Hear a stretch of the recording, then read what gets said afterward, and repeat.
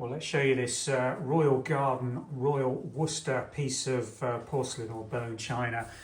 A very nice late 20th century design by Royal Worcester. Now, they made this in two versions. Do you see this lower gilt line decoration just where the pedestal foot starts pairing away, which is referred to as dot and dash, so dashes and dots.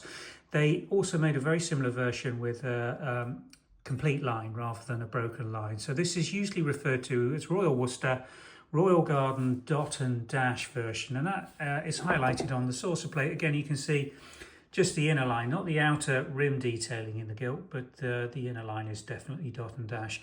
Royal Gardens is very beautiful and beautifully executed transfer design with these old-fashioned English roses in these two blocks mirroring each other on either side of this saucer.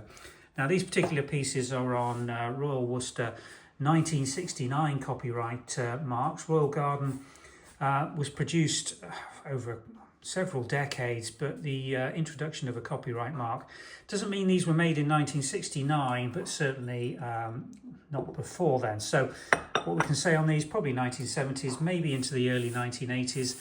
The pattern, I think, was discontinued in the late 1990s, so they're definitely vintage pieces, and they're in absolutely beautiful mint condition.